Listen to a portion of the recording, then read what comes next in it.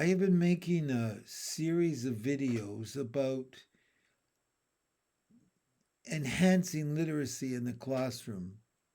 When I was an instructor and a member of the faculty for Niagara University in Toronto, I taught a course every year on literacy integration in the language arts programs grade for primary and junior students.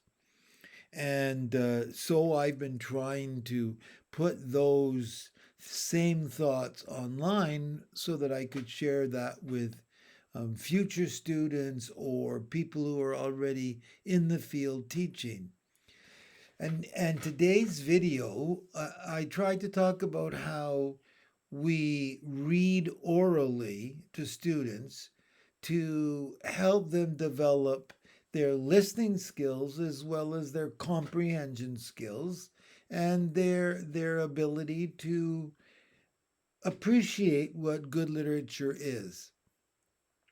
And in that video this afternoon that I made, I talked about the concept of a um, um, culminating performance task. And in many ways, that's what I was talking about when I was talking about the integration of technology and the use of various tools to enable students to display their new knowledge. So let me do something similar in this video. So let's assume that you're doing, or you've got your students or your children at home reading books, and you want them to tell you what they've gotten out of reading the book. You need them to show that they've understood, that they get the main idea of the story, they understand some of the subtleties, because when it comes to language arts, reading, we want to develop students who have a love for lifelong learning and read by habit and get enjoyment out of reading all the rest of their lives.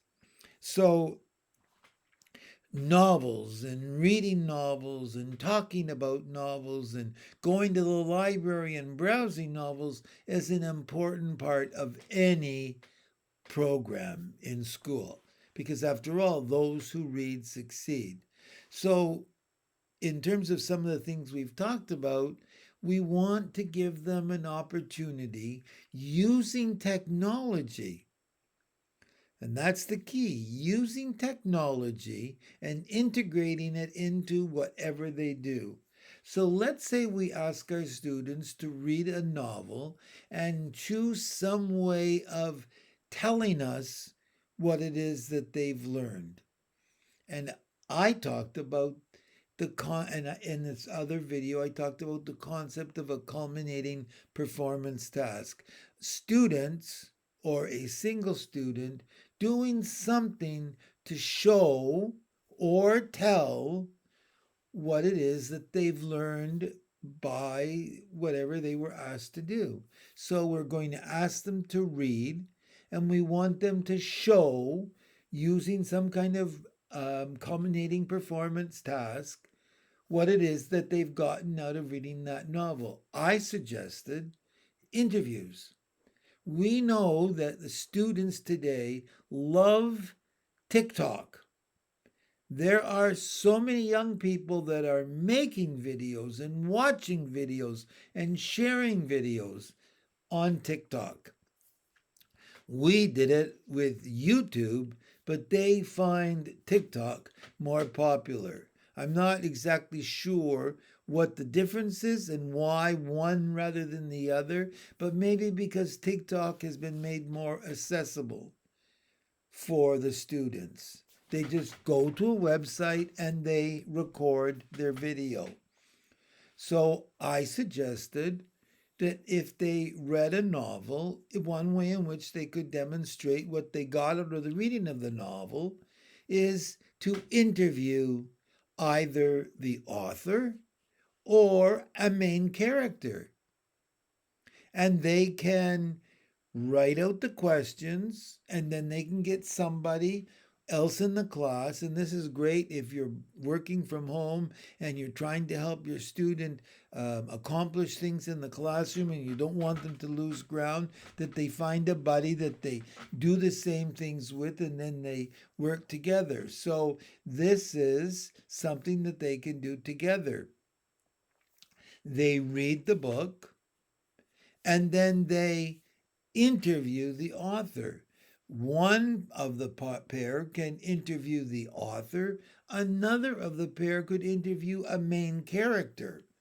But the kinds of questions they ask can have to be revealing. You want them to show that they understand what they read. Now, of course, there's a catch here. You have to have read the novel or know enough about the novel that you can tell whether they're asking legitimate questions or stupid questions, whether they're getting at the meat of the story or not. So they and this works really well if you have three people. They sit together. One person does the videography, another person does the interviewing, and the third person the character or the author. You can mix and match that however you please, but they're using the technology in a way that's familiar with them to be creative and show what they've learned. Let's say that they're interviewing um, the let's say they're interviewing the characters in Charlotte's Web. That's a book that is often read in the primary grades by E.B. Little. I think that's right, E.B. Little.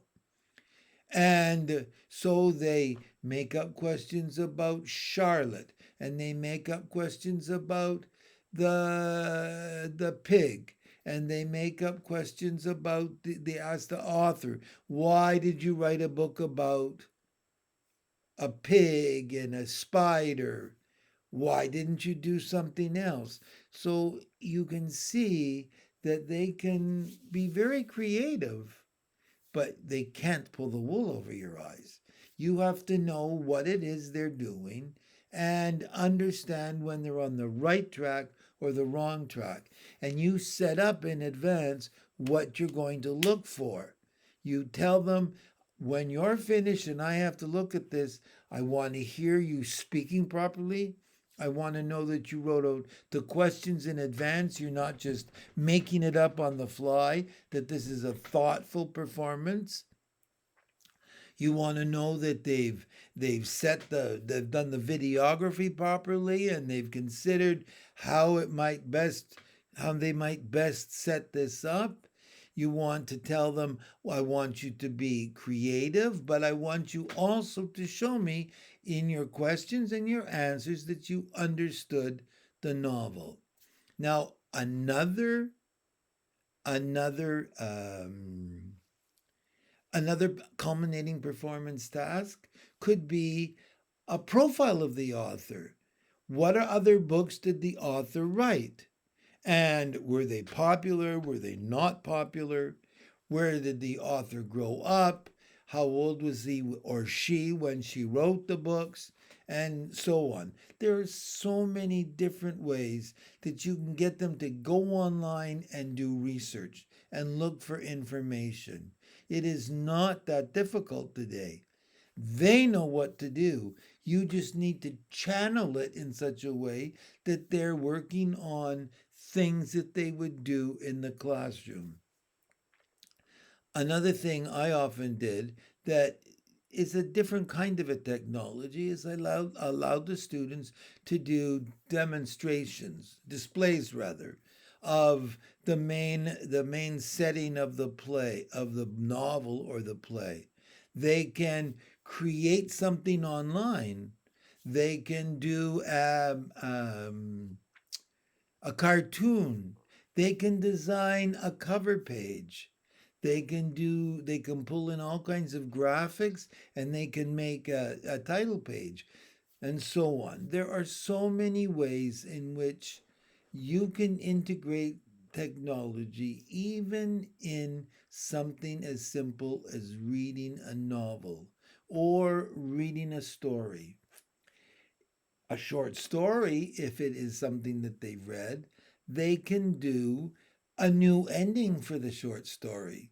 You can talk about the story and then let them write a new ending, except they have to use the technology. So they have to word process and they have to check on the spelling and they have to make sure they've eliminated as many of the spelling mistakes as is possible.